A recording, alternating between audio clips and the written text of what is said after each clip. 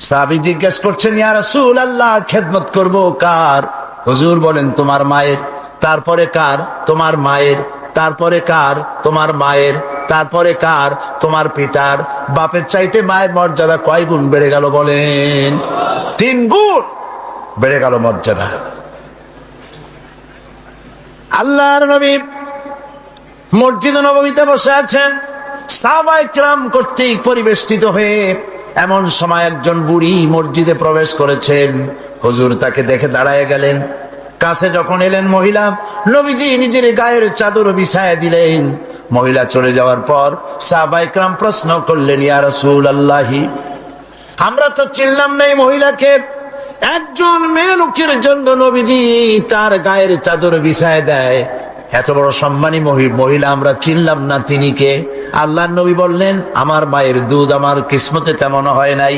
যার কোলে কাকে চড়ে, যার বুকের দুধ খাইয়া আমি বড় হয়েছি, এই আমার সেই দুধ মা হযরতে হালিমাতুস সাদিয়া। মায়ের মহব্বত কেমনে করতে হবে? মা যখন হয়ে গেলেন, সম্মান বেড়ে গেল সন্তানের কাছে। একজন সাহাবী এসে কাছে বলছেন, হে রাসূল, আমার মায়ের মেজাজ খুব খারাপ। হাদিস, আমার মায়ের মেজাজ খুব খারাপ। হুজুর প্রশ্ন করলেন, তোমার মা যখন তোমারে গর্ভে রাখছিলেন তখন তো মেজাজ খারাপ ছিল না? তিনি বললেন, হুজুর আমি সত্যি বলছি, মেজাজ খুবই খারাপ। হুজুর বলছেন, তোমাকে যখন তোমার মা ডেলিভারি করেছিল তখন তো মেজাজ খারাপ ছিল না? কয়, না হুজুর, দারুণ খারাপ মেজাজ। হুজুর বললেন, তোমার 2.5 বছর 2 বছর ধরে যখন দুধ খাওয়াইছিল তোমার মা, তখন তো তার মেজাজ খারাপ ছিল না। সাহাবী যখন এর পরেও বললেন, ইয়া রাসূলুল্লাহ, আমি আমার মায়ের দুধের হক আদায় করে দিয়েছি। হুজুর বললেন, দুধের হক আদায় করেছো তুমি, তোমার মায়ের একটি শব্দের হক তুমি আদায় করতে পারো নাই। তুমি যদি পড়ে গেছো ছোট্টবেলায়, খাটের থেকে কোলের থেকে পড়ে গেছো, কেঁদে উঠছো, আর তোমার মা যে তখন বলেছে, সারা জীবন এই একটি শব্দের হক আদায় করতে পারবে না। মায়ের সম্মান ইসলাম এভাবে বাড়িয়ে দিল। আল্লাহ রাব্বুল আলামিন শিখায় দিলেন, ওয়াকাদা রাব্বুকা আল্লা তা'বুদু ইল্লা ইয়্যাহু ওয়া বিল ওয়ালিদাইনি ইহসানা। তোমার রবের পক্ষ থেকে তা ফয়সালা হয়েছে যে আমার ইবাদত করার পর মা বাপের ইহসান করবে। দেখেন অবস্থাটা, দেখুন, লক্ষ্য করুন, আল্লাহর ইবাদতের পরেই বান্দা কাজ করবে। বলেন কাজ? মা বাপ ইহসান করো। মা বাপের সামনে চোখ দিয়ে চোখ রাগায় কথা বলবে না। ওয়ালা তাকুল্লাহুমা উফিন ওয়ালা তানহারহুমা, ঝিরকি দিবে না, ধমক দিবে না। আর তাদের সঙ্গে কোন ভাষায় কথা বলবে তাও আল্লাহ শিখায় দিয়েছেন। আল্লাহ পাক বলেন, ওয়াকুল্লাহুমা কাওলান কারীমা, সম্মান সূচক কথা বলো মা বাবার সাথে। আর শিখায় দিলেন, বান্দারা তোমার মা বাবার জন্য আমার কাছে এই ভাষায় দোয়া করো, রব্বির হামহুমা কামা রব্বায়ানি সাগীরা। আয় আমার রব, আমার মা বাপ ছোটবেলায় আমাকে যেভাবে স্নেহের করে লালন পালন করেছে, আল্লাহ পাক দয়া করে আমাকে, আমার পিতা মাতাকে তোমার রহমতের কোলে লালন পালন করো। আল্লাহ পাক শিখাই দিয়েছেন। এই দোয়া করবেন তো? মনে থাকবে? প্রত্যেক নামাজের পরে মোনাজাতে এই দোয়া করবেন। মা বোনেরা লেখাপড়া করতে পারবেন, চাকরি করতে পারবেন, জিহাদে যেতে পারবেন, সবই করতে পারবেন পর্দার ভিতরে থেকে।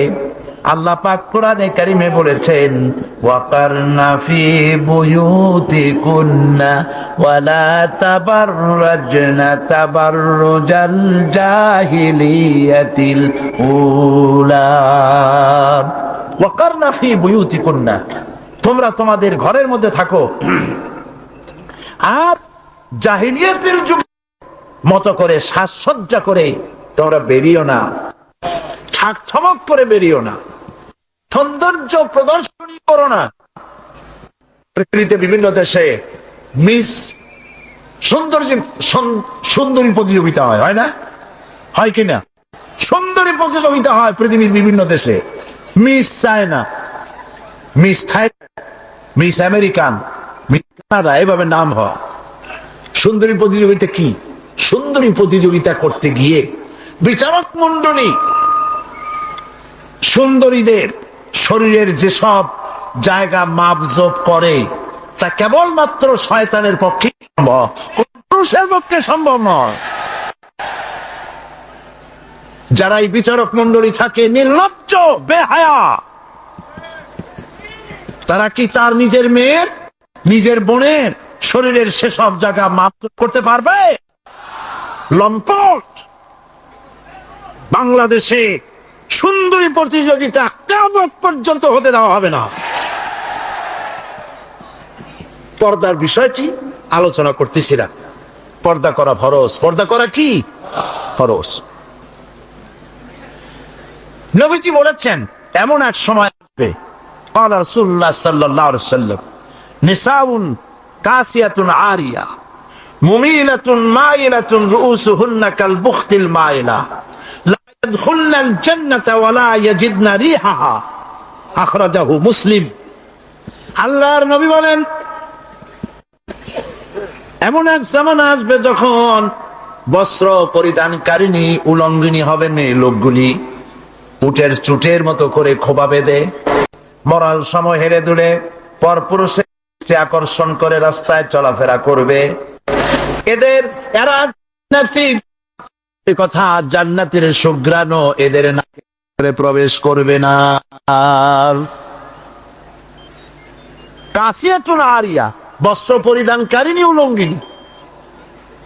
কথা শুনতেছেন আপনারা? বুঝতে পারতেছেন? বস্ত্র পরিধানকারিণী উলঙ্গিনী, কাপড় পরছে, যা পরাও যা, না পরাও তা, জান্নাতে যেতে পারবে না। এই জন্য অশালীন পোশাক বাদ দিতে হবে। রাসূলুল্লাহ বলেছেন আরাফাতের ময়দানে, তোমরা যেমন খাবে তোমাদের মেয়েদেরকে, স্ত্রীদেরকে তেমন পরাবে। তোমরা যেমন খাবে তেমন তাদের খাওয়াবে। তোমরা যেমন পরবে তেমন তাদেরকে পরাবে। কেউ কেউ এর অর্থ করেছে যেমন খাবো তেমন খাওয়াবো, এটা তো ঠিক আছে। যেমন পরি তেমন তাদেরই পরাতে হবে। তো পুরুষও প্যান্ট শার্ট পরে মেয়েদেরকেও প্যান্ট শার্ট পরানো শুরু করছে। নাউজুবিল্লাহ বললেন। কিয়ামতের অনেকগুলি আলামত আছে। হযরত আলী রাদিয়াল্লাহু তাআলা হাদিস রওয়ায়াত করেছেন, কিয়ামতের পূর্বে 15টি লক্ষণ প্রকাশ পাবে। তিরমিজি শরীফের হাদিস। তার মধ্যে একটি লক্ষণ হলো এই, মেয়েরা পুরুষের পোশাক পরবে, পুরুষরা মেয়েদের পোশাক পরবে। এটা তো শুরু হয়ে গেছে। শুরু হয়েছে কিনা? মেয়েরা, আমাদের দেশেও এই প্রচলন শুরু হয়েছে। কোন কোন ক্ষেত্রে মহিলারা প্যান্ট শার্ট ইত্যাদি চাদরবিহীন এগুলি পরে রাস্তায় বেরোনো শুরু হয়ে গেছে। পুরুষগুলি, আমাদের দেশে এগুলি কম, বিদেশে দেখেছি কানে দুল পরে। আমাদের দেশে দুল পরা শুরু করছে কিনা আমার চোখে এখনো পড়ে নাই। আছে? আমি তো এত খতায় দেখি, তারপরেও আমার নজরে পড়ে নাই। তবে চেন পরা দেখেছি, সোনার চেন বহুত নজরে পড়েছে। চেন গলায় পরে পুরুষ মাঘের পৌষের প্রচন্ড শীতে সামনের 3-4টা বোতাম খোলা রাখে, যাতে মানুষে বুঝে উনি একখান কিছু পড়ছে। হারাম, হারাম। পুরুষের জন্য একমাত্র স্বর্ণ জায়েজ নাই। কারো যদি থাকে এগুলি খুলে আজই, বউ থাকলে বউরে দাও, না থাকলে বোনেরে দাও, থাকলে কিছু যদি না থাকে বাক্সে উঠায় রাখো, বউ আসলে তারে পরাই দিও, তোমার জন্য হারাম। বিদেশে কানে দুল পরে, নাকে ফুল পরে। আমি অবাক হয়েছি, ঠোঁটে রিং, ঠোঁটে জিহ্বাও রিং পরে। ভাত খায় কেমনে আল্লাহই জানে। শয়তান কারো বলে না। আমার দেশে জিহ্বায় ঠোঁটে রিং আমি দেখি নাই। আমি ইউরোপ আমেরিকা দেখেছি, মাথার চুল চতুর্দিক থেকে কেটে মাথার চান্দির উপরে তালপট্টির দ্বীপের মতো বানায় রাখে। আবার দুই দিক থেকে কামাইয়া মাথার উপরে তাল পাতার মতো রঙিন করে চুল খাড়া করে রাখে, আবার পিছনে চুল ছোট ছোট কেটে, ছোট করে কেটে ওইখানে বাড়ির নম্বর, রোড নম্বর, টেলিফোন নম্বর লিখে রাখে। আমি দেখে বলছি, শয়তানে যদি এই সব দেখে খালি কানবে আর বলবে যে আমি শয়তান হয়েছিলাম কেন।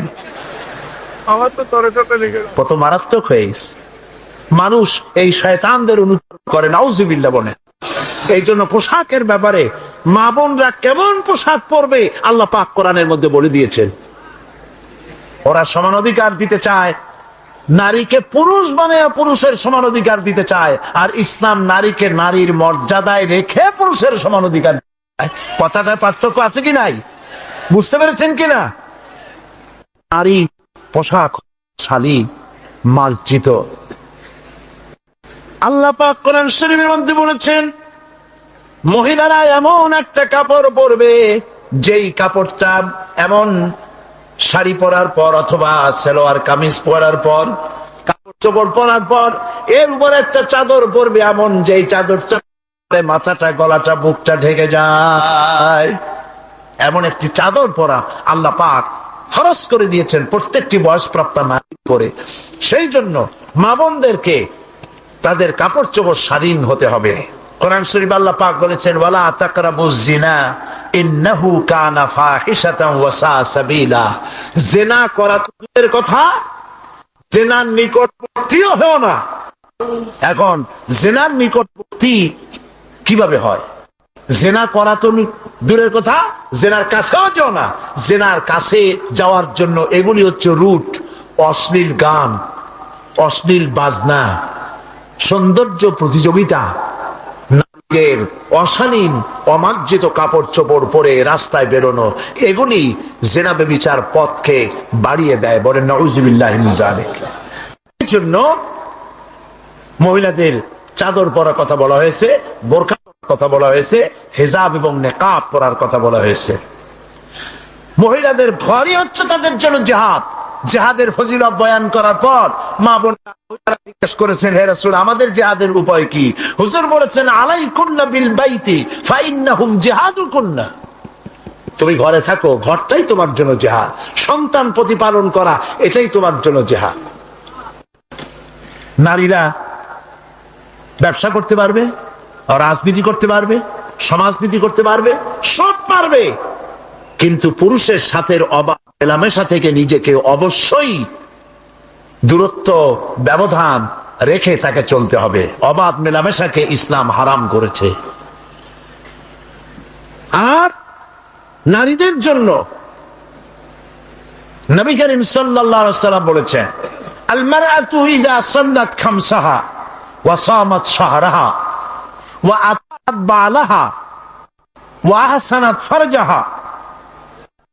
নবী করিম সাল্লাল্লাহু আলাইহি ওয়াসাল্লাম বলেছেন, যদি চারটি কাজ করে, 5 ওয়াক্ত নামাজকে সঠিকভাবে যদি আদায় করে, রমজান মুবারকের রোজা যদি রাখে, আর মহিলারা যদি স্বামীর আনুগত্য করে চলে, সতীত্বের হেফাজত যদি করে, এই 4টি কাজ করতে পারলে আল্লাহ রাব্বুল আলামিন তাদেরকে, আল্লাহ পাক তাদেরকে কিয়ামতের দিন জান্নাতের যেই দরজা দিয়া খুশি সেই দরজা দিয়া জান্নাতে প্রবেশ করাবেন। যেটা দিয়া সে যেতে চায় সেটা দিয়েই সে জান্নাতে যেতে পারবে। মহিলাদের অধিকার এর থেকে আর কি প্রতিষ্ঠিত করা হবে? মহিলাদের জন্য নামাজের ব্যবস্থা করা হয়েছে। মসজিদে নববী, যেখানে 1 রাকাত নামাজে 50,000 রাকাতের সওয়াব হয়। মসজিদে হারাম, যেখানে 1 রাকাত নামাজ পড়লে পরে 1,00,000 রাকাত নামাজ সওয়াব হয়। সেখানে নবী করিম সাল্লাল্লাহু আলাইহি ওয়াসাল্লাম মহিলা নামাজ ব্যবস্থা করেছেন। যারা হজ করতে গেছেন তারা দেখে আসছেন, দেখছেন না? জান নাই হজে কেউ? মসজিদে নববীতে নিসা এখন পর্যন্ত মহিলাদের জন্য আলাদা দরওয়াজা রয়েছে, এবং মসজিদে নববীর মূল নামাজের জায়গায় 1/4 মহিলাদের জন্য সংরক্ষিত। লক্ষ লক্ষ মহিলারা একসঙ্গে নামাজ পড়তে পারে। অবাধ মেলামেশা থেকে নিজেদেরকে রক্ষা করে তারা ব্যবসা বাণিজ্য করতে পারবে। এমনকি তাদেরকে এত অধিকার দেওয়া হয়েছে যে বিবাহের সময় শুধুমাত্র ছেলে চয়েস করে নেবে কন্যাকে, এখানেই শেষ। মেয়েকেও তার স্বামী পছন্দ করার ইখতিয়ার নবী সাল্লাল্লাহু আলাইহি ওয়াসাল্লাম দিয়েছেন। আবু দাউদ শরীফের হাদিসে একজন মহিলা, একজন যুবতী রাসূলের কাছে এসে বলছেন, ইয়া রাসূলুল্লাহ, আমার মা বাপ ছোট্ট অবস্থায় বাল্য বিবাহ দিয়েছে, তখন তো বিয়ে বুঝতাম না, এখন ওই স্বামী আমার পছন্দ হয় না, আমি এখন কি করব? লক্ষ্য করুন, আমি এখন কি করব? আল্লাহর নবী বলছেন, তোমার ইখতিয়ার, ইচ্ছে করলে এ বিবাহ তুমি রাখতেও পারো, ইচ্ছে করলে এ বিবাহ ভঙ্গ করে ইচ্ছে মতো স্বামী গ্রহণ করতে পারো। তাও সুবহানাল্লাহ কবেন না? এবার চিন্তা করুন, এর থেকে নারীর অধিকার কারে বলে? আমাদের দেশে নিয়ম হয়েছে শুধুমাত্র ছেলে মেয়ে দেখতে যাবে, আর সে দেখাটাও অপমানকর রীতিমতো। গিয়েই নাম কি? তো বলবে আমার নাম বিলকিস অথবা আকাশ খাতুন অথবা এই জাতীয়। এখন তো নামগুলি খুব একেবারে বেকায়দা মনেও থাকে, একটা নাম বলে দিল।